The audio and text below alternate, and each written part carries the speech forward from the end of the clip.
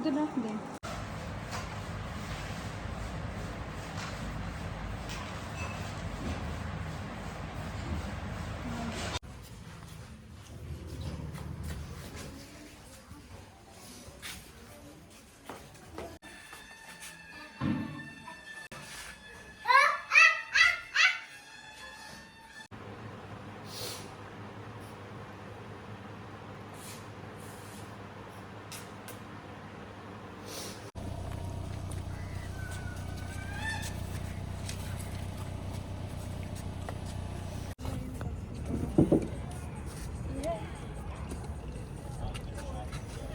छुट्टी आपकी कितनी ही लंबी क्यों ना हो, वो 1 महीने की हो, 2 महीने की हो, 6 माह की हो या साल की ही क्यों ना हो, ख़त्म हो ही जाती है। और वापस लौट के आपने जो आपका घर होता है ना, वहीं पे आना है। हमारी पाकिस्तान में छुट्टी ख़त्म हो चुकी थी। ये हमारा आखिरी दिन था जो आप देख रहे हैं। इस दिन रात 10 बजे की हमारी फ़्लाइट थी और उसी दिन सेम फिर मैंने पैकिंग भी की, उससे पहले नहीं की थी। कुछ ऐसी चीज़ें थी जो मुझे फ़्रेश साथ लेके आनी थी। इस दफ़ा मेरे पास इतना ज़्यादा कुछ भी नहीं था। मैंने आप लोगों के साथ पहले भी ज़िक्र किया कि कोई ख़ास मैंने अपने लिए कपड़े नहीं बनाए। बच्चों के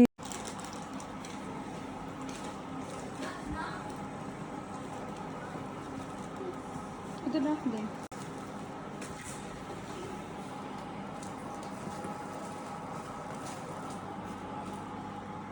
ये ज़्यादा नहीं पहुँच ये तो 2.5 किलो हो गया। बहुत ज़्यादा हो गया। फिर इसमें से ऐसे एक करके पेटी दे चुका। हाँ वो निकाल लेते हैं। वैसे तो जब आप पाकिस्तान को छोड़ने का सोच रहे होते हैं ना, आपके माइंड में यही चीज़ आ रही होती है कि ये भी चीज़ वहाँ यहाँ से वहाँ ले जाएं, वो भी चीज़ ले जाएं। समझ नहीं आती क्या छोड़ें और क्या साथ रखें। नहीं इसको छोड़ दिया उन्हें 20.5। ये तो खाने ठीक है, अभी एक सीट का है पीछे।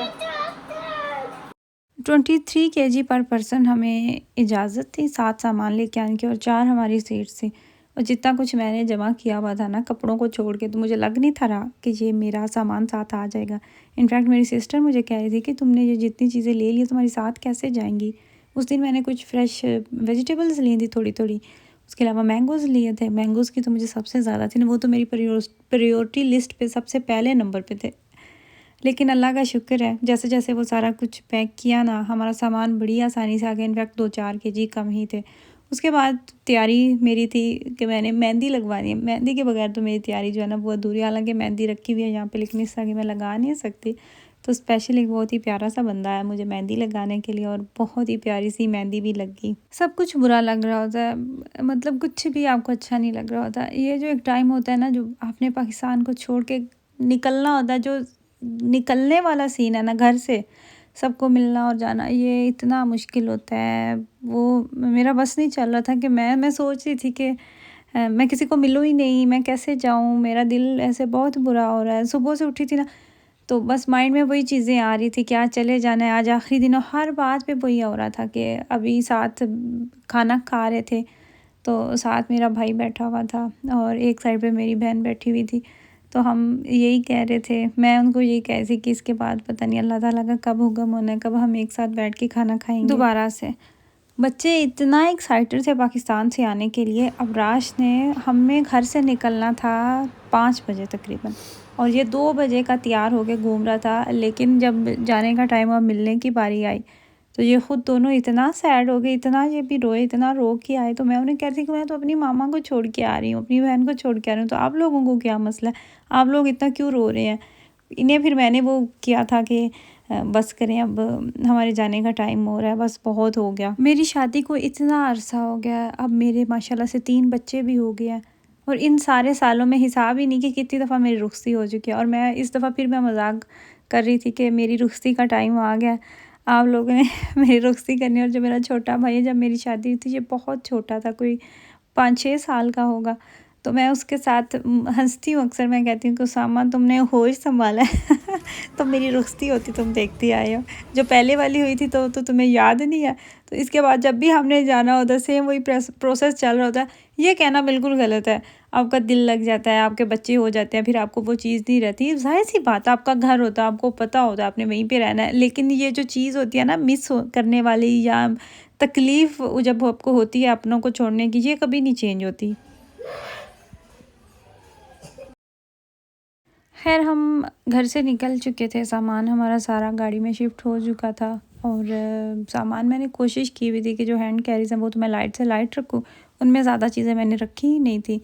इसके अलावा जो दूसरे हमने बुक करवाने थे बैग, उनमें से भी मैंने 1-1, 2-2 केजी वज़न जो है ना वो कम रखा हुआ था, सिर्फ़ और सिर्फ इसलिए कि वो खुलवाए नहीं। अगर एयरपोर्ट पे आपको अपना सामान खोलना पड़ जाए बच्चों के साथ तो मुसीबत बन जाती है, और जिस तरीके से आपने घर से चीज़ें पैक की होती है ना, उस तरीके से आप दोबारा उनको पैक भी नहीं कर सकते। सो वो हमने रिस्क नहीं लिया। हमारी फ़्लाइट थी 10 बजे की, तो 7 बजे हमें इन होना था। उसके हिसाब से फिर हम 2.5 घंटे लेके तो घर से निकल आए थे कि अगर आराम से भी जाते हैं तो रास्ते में ट्रैफिक भी हो सकती है, कुछ भी हो सकता है। गल्फ़ एयरलाइन थी और गल्फ़ एयरलाइन के साथ हमारा ये पहला एक्सपीरियंस है। इसके पहले हमने कभी भी इस एयरलाइन के साथ ट्रैवल नहीं किया। हाथ पकड़ बता दो, ये इधर चलो चलो चल।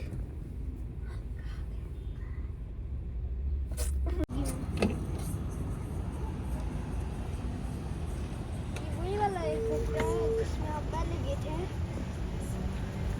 पहले यहाँ थे।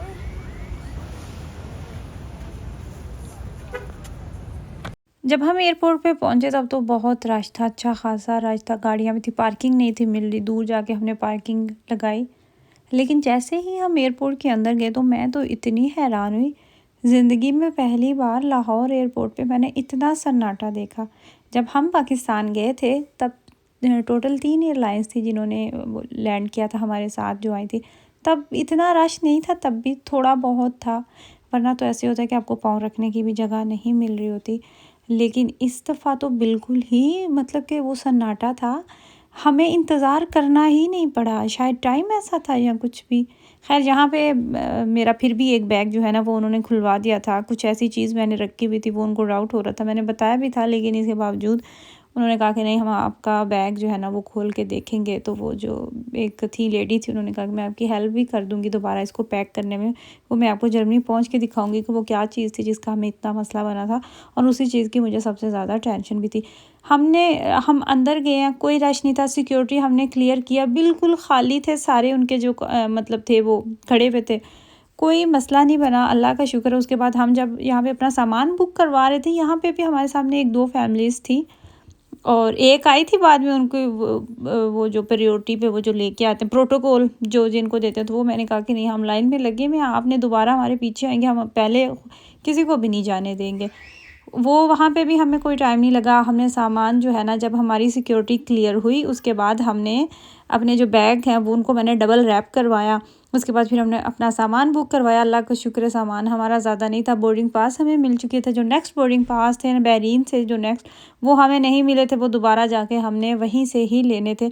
लेकिन वो टेंशन नहीं थी, पहला हमारा एक था ऐसा एक्सपीरियंस। हाँ, टेंशन ये थी कि हमारे 2 घंटे का स्टे था, तो 2 घंटे बहुत कम है, आधा घंटा आपको लग जाता है जहाज़ से निकलते हुए, सिक्योरिटी वगैरह क्लियर करते हुए। वो टेंशन थी कि कहीं लेट ना हो जाए, लेकिन जो पहला हमारा काम था वो यही हमने करना था कि नेक्स्ट बोर्डिंग पास हमने अपने लेने थे।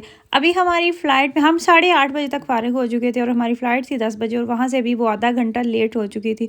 हमारे पास काफ़ी टाइम था और यहाँ पे बैठे अब हम इंतज़ार कर रहे थे। और अगर ये वाली वीडियो में नेक्स्ट पार्ट भी मैं सारे शेयर कर दूँ ना तो वीडियो बहुत लेंथी हो जाएगी।